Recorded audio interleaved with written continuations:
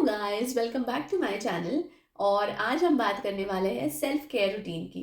उससे पहले सुनते हैं एक स्टोरी जो बहुत ही अच्छी है। एक दिन क्या हुआ, एक बड़े से मोटिवेशनल स्पीकर को, बहुत बड़े बिजनेसमैन भी थे वो, और एक बहुत ही वेल एस्टैब्लिश्ड मोटिवेशनल स्पीकर भी थे।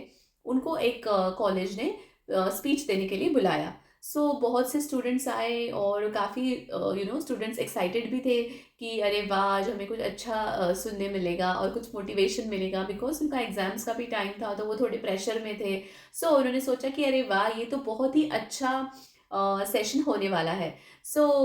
मोटिवेशनल जो स्पीकर जिनको इनवाइट कर किया था वो गए और उन्होंने स्टेज पे एक ऑरेंज रखा।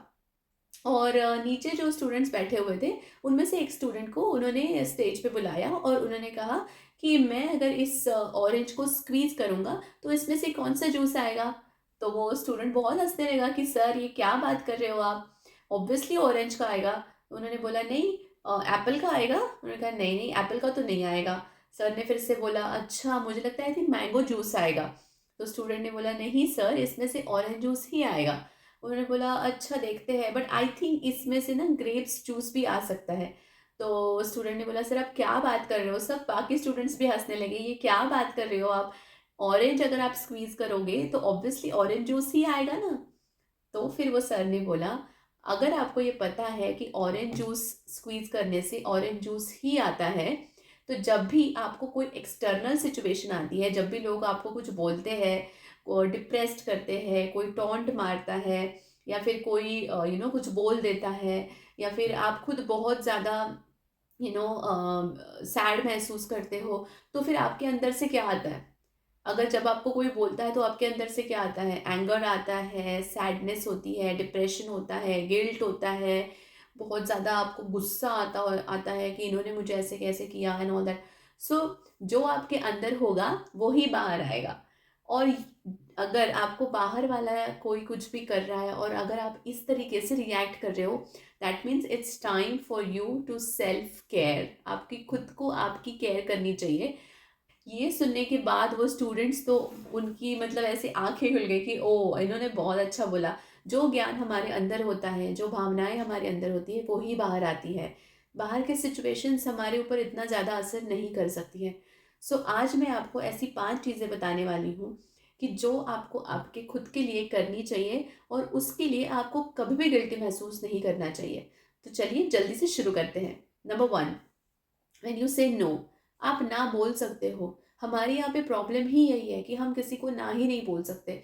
प्रेशर में नहीं बोल सकते, या फिर कभी मजबूरी होती है, गिल्ट होता है, कभी बोलना चाहते हैं फिर भी नहीं बोल पाते क्योंकि कभी बोला ही नहीं है, आदत ही नहीं होती है ना बोलने की। लेकिन हम उस चीज़ का प्रेशर हमारे ऊपर लेते हैं और मन नहीं करता है फिर भी काम करते हैं। जब भी आपका मन करे किसी चीज़ को नहीं करने का, तो आप उस चीज़ के लिए प्लीज़ ना बोलिए। ना बोलने का एक तरीका होता है, मुंह पे किसी को ना सुनना अच्छा नहीं लगता है। आप अच्छे से पॉजिटिवली बोलिए। आप अपनी जो भी प्रॉब्लम्स है, या फिर आपको क्यों मन नहीं कर रहा है, या आप उनको आराम से एक्सप्लेन करेंगे। पहली बार वो नहीं समझेंगे, दूसरी बार समझ जाएंगे। और अगर वो नहीं भी समझे, तब भी आपके खुद के मेंटल हेल्थ के लिए अगर वो अच्छा नहीं है, अगर आप उसको करने के बाद पीसफुल नहीं महसूस कर रहे हो, then you have right to say no. और ना बोलने के बाद प्लीज़ आप गिल्टी मत महसूस कीजिएगा, क्योंकि ये हम हमारे साथ होता है। हम ना बोलते भी हैं, फिर हम गिल्ट में जाते हैं कि ओ, मैंने इसको ना क्यों बोला, मुझे कर देना चाहिए था, क्या ही जा रहा था। बट इन धीरे धीरे ये आदत बनती जाती है, और फिर हम ना चाहते हुए भी करते हैं। समझ लेना कि ये आपके खुद के केयर के लिए है। जो चीज़ आपको नहीं करने का मन कर रहा है, उसे आप प्लीज़ ना बोलिए, आराम से बोलिए और उसको चीज़ को मत कीजिए। Next, point number 2, when you end a toxic relationship, toxic people, toxic relationship, बहुत बहुत ज़्यादा मेंटल अफेक्ट होता है उसकी वजह से। बहुत ही ज़्यादा, मतलब आप बिलीव नहीं करोगे, कई कई केसेस में देखती हूँ, इतना ज़्यादा वो रिलेशनशिप टॉक्सिक होता है। लेकिन फिर भी समाज के प्रेशर की वजह से, या फिर किसी ने कुछ बोल ना दे, या फिर अब मैं लड़की हूँ, अब मैं क्या करूँ, ये थॉट अभी भी चल रहा है। उसके उसके प्रेशर की वजह से हम बहुत सी चीज़ें ऐसी, ऐसे रिलेशनशिप हम कंटिन्यू करते हैं। कभी कभी बच्चों की वजह से, कभी फैमिली की वजह से, कभी हमारे खुद के, हम फाइनेंशियली इंडिपेंडेंट नहीं होते हैं तो हमें लगता है कि अब मैंने इसको छोड़ दिया, चाहे वाइफ हो या हस्बैंड हो, हर किसी का एक अलग ही पॉइंट ऑफ व्यू होता है वो रिलेशनशिप कंटिन्यू करने का। But if that is toxic, अगर आप उसके लिए आप मतलब आपको वो रिलेशनशिप से कुछ it is not healthy, it is if it is not positive, then I would recommend that please end that toxic relationship. And you should feel proud about it कि आप में इतने गट्स है कि आप वो रिलेशनशिप एंड कर पाए। You don't have to feel guilty, and if someone says कि आप सेल्फिश हो इस चीज़ को लेके, तो please just ignore that thought, because आप सफ़र कर रहे हो उस चीज़ उस रिलेशनशिप में, कोई और सफ़र नहीं कर रहा है। So you just feel proud about it and don't feel guilty about it.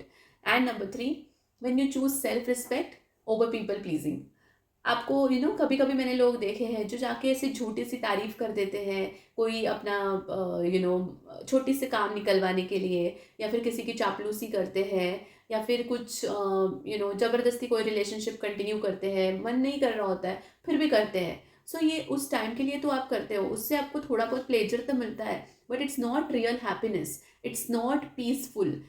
मतलब आपके मेंटल हेल्थ के लिए वो पीसफुल नहीं है। सो अगर आप ऐसी कोई चीज़ें कर रहे हो जिससे आपको खुद को बाद में लगता है कि मैंने क्या, मेरा सेल्फ रिस्पेक्ट मैंने गवा के मैंने ये चीज़ की है which is not healthy, then I think you should not do it and don't feel guilty about it. कभी कभी हम अपना सेल्फ रिस्पेक्ट चूज़ करते हैं, तब भी सामने वाले को लगता है कि ये इसमें कितना एटीट्यूड है, ये इसमें कितना ईगो है, और ये देखो कैसे बात कर रहा है। So attitude and ego is different than self respect. Choose your self respect over people pleasing and over all this things जिसकी वजह से आपकी मेंटल हेल्थ को असर हो रहा है।